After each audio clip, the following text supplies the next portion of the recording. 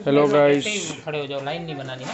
अभी हम आए हुए हैं कुलधारा गांव में। ये हमारे पीछे बच्चे हैं। बेटा आए बोलो, जल्दी आ जाओ। ऐसे थका थका सा। ये विनोद सर, विपिन भाई, ये हमारे गाइड साहब हैं। सर यहाँ पे पानी हो रही है और यहाँ पे इनकी पार्टी हो रही है। अच्छा बेटा, बीच में कोई मत बोलना, ठीक है।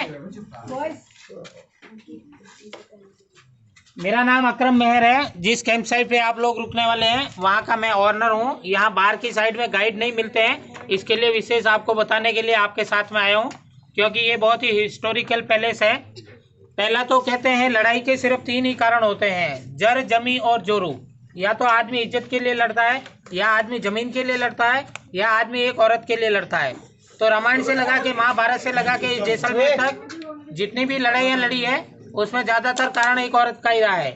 तो यहाँ पर भी ऐसा ही हुआ था। यहाँ के एक दीवान थे सालम सिंह। वो जब शिकार खेलते हुए कुलधारा गांव तक आए तो यहाँ पर पालीवाल ब्राह्मणों की एक लड़की थी। बताते हैं वो लड़की इतनी खूबसूरत थी कि जब पानी भी पीती थी तो गले से उतरता हुआ दिखता था। उस लड़की को जब उन्होंने देखा तो बोला कि मैं उससे शादी करना चाहता हूँ। लेकिन राजस्थान के अंदर पहले भी ऐसी प्रथा थी और आज भी ऐसी प्रथा है कि एक जाति के लोग अपनी लड़की दूसरी जाति में नहीं देते हैं। इसके लिए उन लोगों ने मना कर दिया कि हम लोग पालीवाल ब्राह्मण हैं। ब्राह्मण मीन्स पंडित। हम लोग मीट मांस नहीं खाते, हम लोग शराब का सेवन नहीं करते हैं, हम लोग अपनी लड़की आपको नहीं दे सकते हैं। दीवान ने हट पकड़ा, बोला कि मैं 3 दिन का टाइम देता हूँ, या तो 3 दिन में शादी का संदेशा भिजवा देना, नहीं तो मैं अपनी सेना लेके आऊँगा और लड़की को लेके जाऊँगा और शादी करूँगा। फिर इन लोगों ने अपने धर्मगुरु को बुलाया और गुप्त में एक मीटिंग किया और मीटिंग में ये फैसला लिया कि हम लोग जैसलमेर रियासत को छोड़ देंगे लेकिन अपनी लड़की तो नहीं देंगे। फिर किसी ने कहा कि जैसलमेर रियासत इतनी बड़ी रियासत है जिसके अंदर 84 गांव पालीवाल ब्राह्मणों के हैं, ये एक गांव है। ऐसे ऐसे पूरी रियासत के अंदर 84 गांव हैं। तो इन्होंने बोला कि ऐसे कैसे सबको इन्फॉर्म करेंगे, कैसे लेके निकलेंगे। तो फिर इन्होंने दूसरी रात एक और मीटिंग रखी और हर एक गांव के एक मुखिया को बुलाया और नमक और पानी का घोल बनाया और उससे ये सौगंध ली कि जैसलमेर रियासत के अंदर अगर कोई पालीवाल ब्राह्मण रहेगा तो जैसे ही पानी के अंदर नमक डालते हुए वो गल जाता है, ऐसे उसकी पीढ़ी गल जाएगी। उसके घर के अंदर जैसे ही लड़के का जन्म होगा उसके बाप की डेथ हो जाएगी। ऐसा शराब देने के बाद में फिर किसी ने कहा कि हम लोग जाएंगे कहाँ पे, जाने की दिशा कौन सी होगी। तो उनके धर्मगुरु ने बताया जिस तरफ से सूर्य उदय होता है हम लोग उस तरफ निकलेंगे और जो भी पहली रियासत पड़ेगी हम लोग अपना पहला पड़ाव वहीं पे डालेंगे। एक ही रात के अंदर 84 गांव खाली करके जोधपुर के पास में पाली बसाया। पाली वालों ने बसाया, इसके लिए उसका नाम पाली रखा गया। और मारवाड़ रियासत के अंदर आता है, इसके लिए उसका नाम पाली मारवाड़ रखा गया। दूसरा, उस जमाने के अंदर आने जाने के लिए कोई साधन नहीं थे। कुछ लोग पैदल गए थे, कुछ कैमल से गए थे और कुछ बैलगाड़ियों से गए थे और कुछ बुढ़े और बीमार लोग थे। उनकी ये सुन के ही डेथ हो गई थी कि हम लोग अपना घर बार जमीन जायदाद छोड़ के जा रहे हैं। उन लोगों की आत्माएं आज भी इस गांव में भटकती है, इसके लिए इसका दूसरा नाम गोस्ट विलेज भी है, यानी भूतों का गांव भी कहते हैं। दूसरा कि सूर्य निकलने के बाद इसको खोला जाता है और सूर्यास्त होने से पहले पहले इसको बंद कर दिया जाता है। यहाँ पर अनगिनत पिक्चरों की शूटिंगें होती रहती है। जैसे आपने देखी होगी भूत की पिक्चर कालो, एजेंट विनोद, सम्राट अशोक, महाराणा प्रताप, कच्चे धागे, एजेंट विनोद, ऐसे कई पिक्चरों की शूटिंगें आए दिन यहाँ पे होती रहती है।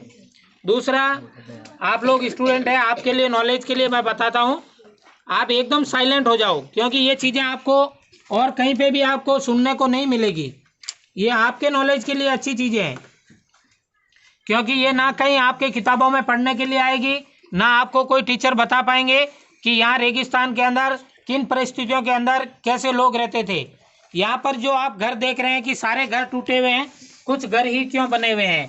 तो यहाँ पर एक कलेक्टर आए थे के पाठक, उन्होंने अपने तरीके से ये घर वापस बनाए ताकि आने वाले लोगों को ये पता चल सके कि पुराने ज़माने में घर कैसे होते थे। ये वातानुकूलित घर है, यानी यहाँ पर टेम्परेचर है वो 50 को क्रॉस करता है और माइनस में जाता है तो -2 तक जाता है। इसी अप डाउन को कंट्रोल करने के लिए इन लोगों ने अपने तरीके से अपने घर बनाए। यहाँ पर आप देख रहे हैं लकड़ी की छत बनी हुई है।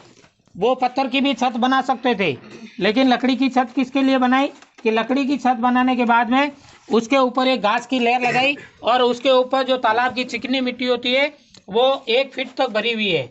उसके ऊपर जो गाय का गोबर होता है और चिकनी मिट्टी का लेप मिला के उसके ऊपर लगाया है, ताकि गर्मी के दिनों में ठंडा रहेगा और ठंडे के दिनों में गर्म रहेगा। दूसरा, ये कुछ पार्ट है, देख रहे हैं आप, ओपन है, और बाकी आप देख रहे हैं कि अंदर भी है, यहाँ सोने के लिए बाहर भी है। तो बहुत ज़्यादा टेम्परेचर हाई होता है तो वो लोग सोने के लिए यहाँ बाहर यूज करते थे, और -2 तक जाता था तो अंदर सोने के लिए यूज करते थे। दूसरा, यहाँ पर सबसे ज़्यादा जो दिक्कत है वो है पानी की। रेगिस्तान में आपको कहीं पे भी आ जाएंगे, आपको घी मिल जाएगा लेकिन पानी नहीं मिलेगा। तो इतनी ज़्यादा दिक्कत यहाँ पे पानी की थी। तो यहाँ पर आज भी अपन गवर्नमेंट के पास में जाते हैं बिल्डिंग का नक्शा पास करवाने के लिए। बिल्डिंग बनाने जब जाते हैं तो उसका एक नक्शा गवर्नमेंट से पास करवाना पड़ता है।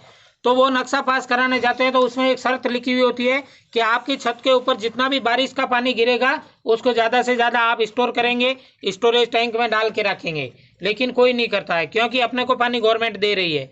उस जमाने में ना गवर्नमेंट थी ना पानी देने वाले थे, तो पानी अपने आप ही उनको सिंचित करके रखना पड़ता था। तो यहाँ पर देख रहे हैं बारिश की नालियाँ घर के अंदर की साइड में निकाली हुई है। अंदर की साइड इसके लिए निकाली है कि घर के अंदर जब औरतें अकेली होती थी और बारिश अगर आ जाती थी तो ज़्यादा से ज़्यादा उस पानी को स्टोर करके स्टोरेज टैंक में डाल के ढक्कन लगा के लॉक लगा के रखते थे, ताकि 1 लोटा पानी, 1 गिलास पानी भी कोई इधर उधर गिरा ना दे। दूसरा, वाटर रिसाइकलिंग प्लांट। आप स्टूडेंट हैं, आपके लिए एक विशेष ये बात है, वाटर रिसाइकलिंग प्लांट उन लोगों ने उस जमाने में बना रखा था। कैसे बनाया था? ना फिल्टर था, ना मशीनरी थी, ना इलेक्ट्रिसिटी थी। हर घर के अंदर एक ऐसा पत्थर होता था जिसको खुदाई करके उसके अंदर की साइड में कपड़े धोते थे, उसके अंदर ही नहाते थे। उसके नाली के द्वारा जो गंदा पानी निकलता था उसको वापस एक मटके में इकट्ठा किया जाता था। हर घर के अंदर ऐसे 4 मटके होते थे जिसके नीचे एक छेद होता था। उसके अंदर एक कपड़ा लगा के, जो रेगिस्तान की बालू मिट्टी है वो हर मटके में आधी आधी भर दी जाती थी। सबसे नीचे साबुत मटका लगाते थे, सबसे ऊपर वाले मटके में गंदा पानी डालते थे।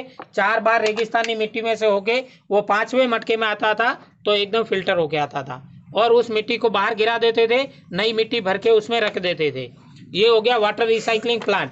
ना मशीनरी लगी, ना इलेक्ट्रिसिटी लगी, ना कोई फिल्टर प्लांट लगा। तो ऐसे वो लोग अपने तरीके से अपने वाटर रिसाइकलिंग प्लांट बनाते थे। दूसरा, यहाँ पर आप देख रहे हैं कि विंडो छोटी बनी हुई है। छोटी विंडो इसके